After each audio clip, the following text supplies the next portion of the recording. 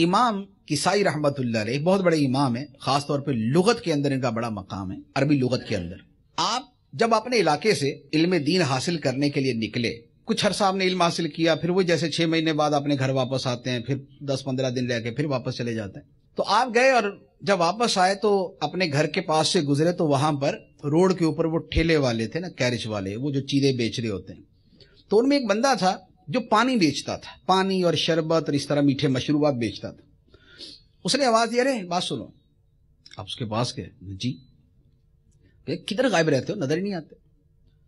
اس نے کہا وہ جی میں علم حاصل کرنے جاتا ہوں اور میں وہیں سے آ رہا ہوں نا، 6 مہینے میں وہیں رہا تھا۔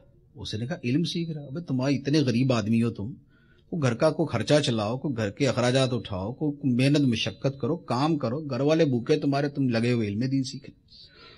تو انہوں نے کہا نہیں میں سیکھوں گا، گھر والوں کا خرچہ ہو ہی جاتا ہے تو میں علم سیکھوں گا۔ تو انہوں نے کہا یار اس طرح کرو، کیا کرتے کیا ہو تم؟ اس نے کہا میں کتابیں پڑھتا ہوں۔ اس نے کون سی کتابیں پڑھتے ہو؟ اس نے کہا یہ کتابیں پڑھتا ہوں۔ تو اس نے کہا کہ یار تم مجھے کتابیں دو، میں تمہاری کتابوں کو نا اس گڑھے میں ڈالتا ہوں، بڑا میٹھا شربت تیار ہوگا۔ یہ اس نے مذاق اڑایا نا کہ میں میٹھا شربت بناتا ہوں، کتابیں دو میں اس میں ڈال لوں گا تو میٹھا شربت تیار ہو جائے گا۔ اور مراد یہ تھی کہ بھائی کتابیں پڑھ کے تمہیں کیا ملے گا، یہاں کام کرو، کچھ کماؤ، کچھ کھاؤ، کچھ اڑاؤ، کچھ انجوائے کرو، تو یہ کتابیں پڑھ کے کیا ملے گا؟ تو انہوں نے کہا کہ نہیں بس میرا شوق ہے میں پڑھوں گا۔ پھر وہ گئے، پھر آئے، پھر گئے، پھر آئے۔ وہ جب بھی آتے تو ان کو بولتا یا کتابیں دو میں اس میں ڈالتا ہوں، بڑا میٹھا شربت تیار ہو۔ جب انہوں نے پڑھ لیا امام کسائی رحمت اللہ علیہ نے علم دین پڑھ لیا، تو اب اس کے بعد جب وہ اپنے علاقے میں واپس آئے تو جو ان کے شہر میں جو لوگ تھے ان کو پتہ چل گیا کہ ماشاءاللہ اتنا مقام ان کا بن گیا۔ اور بغداد کے اندر جو خلیفہ تھا، جو بادشاہ تھا، اس کے دربار کے اندر بھی ان کو جگہ مل گئی اور بادشاہ ان کی بڑی عزت کرتا تھا۔ ہارون رشید کا زمانہ تھا۔ اب جب وہ اپنے علاقے میں آئے تو بادشاہ نے کہا کہ یار اتنے بڑے عالم دین آ رہے، ان کو پروٹوکول دینا ہے، ان کو پروٹوکول دینا ہے، ان کے آنے پہ ایک جشن ہوگا، ایک پتہ چلے گا لوگوں کو۔ اب وہ جب شہر میں داخل ہوئے تو جناب پورے شہر کے لوگ 2 قطاروں کے اندر کھڑے ہیں، ان کے آنے پہ اشرفیاں لٹا رہے ہیں، آگے بڑھ بڑھ کے ہاتھ چوم رہے، کوئی سواری کو ہاتھ لگا رہا، کوئی ان کے گھوڑے کو ہاتھ لگا رہا ہے، برکتیں لینے کے لیے سب کر رہے ہیں۔ آپ یوں چلتے گئے، چلتے لوگوں کے درمیان سے اپنے گھر کے پاس جب آئے، وہی بندہ کھڑا تھا جو ان کو ہر مرتبہ کہتا تھا کہ بھئی کتابیں دو اس میں ڈالوں گا، بڑا میٹھا شربت تیار ہوگا۔ تو آپ نے اس کو دیکھا تو ارشاد فرمایا کہ دیکھا کتنا میٹھا شربت تیار ہوا ہے، دیکھا کتنا میٹھا شربت تیار ہوا۔ تو یہ علم ہے جو نیچے بیٹھنے والوں کو تخت پہ بٹھا دیتا ہے، جو کم مرتبہ لوگوں کو عزت کا تاج سجا دیتا ہے۔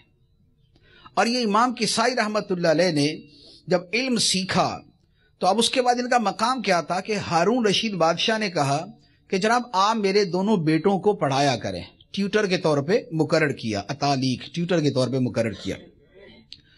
تو آپ نے فرمایا کہ ٹھیک ہے میں آپ کے بچوں کو پڑھاؤں گا، تو میرے پاس آ جایا کریں پڑھنے کے لیے، جہاں پر میرا مدرسہ ہے، مکتب ہے۔ بادشاہ نے کہا نہیں حضور وہ آپ کے پاس نہیں آئیں گے، آپ پڑھانے کے لیے آئیے گا۔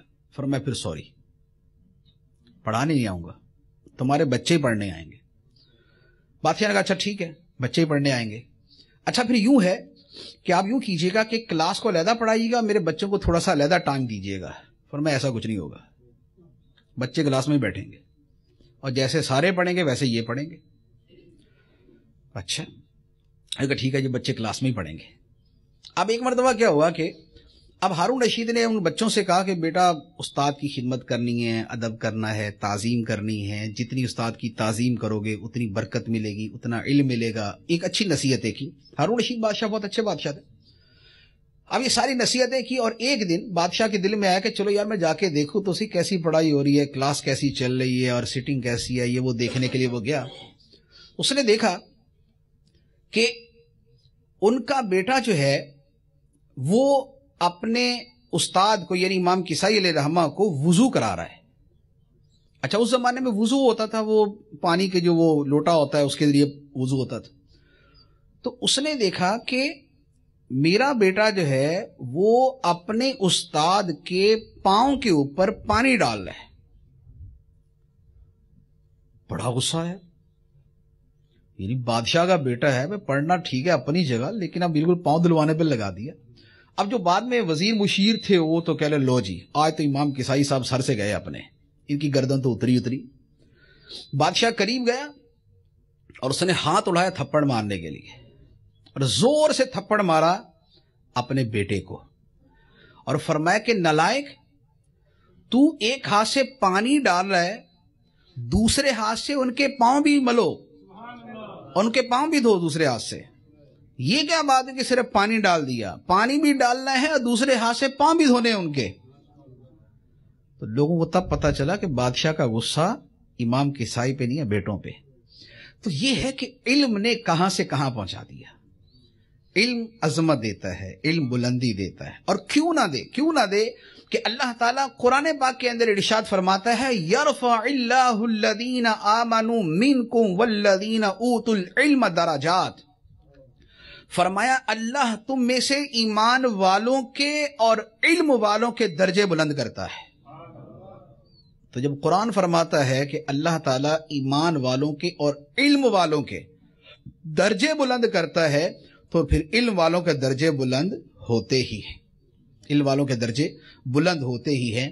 اور آپ دیکھ لیں کہ صدیاں گزر جاتی ہیں, لیکن جس نے علم میں مرتبہ اور مقام حاصل کیا ہوتا ہے, آج بھی ہم اس کا نام لیتے ہیں تو سروں کو جھکا لیتے ہیں. زبان پہ رحمت اللہ علیہ کے الفاظ جاری ہو جاتے ہیں. ہم کہتے ہیں امام بخاری, امام اعظم ابو حنیفہ, امام شافعی, امام مالک, امام احمد بن حنبل رضی اللہ تعالی عنہم اجمعین. یہ کیا ہے کہ علم والے تھے اور خدا نے علم والوں کا مرتبہ بلند کر دیا.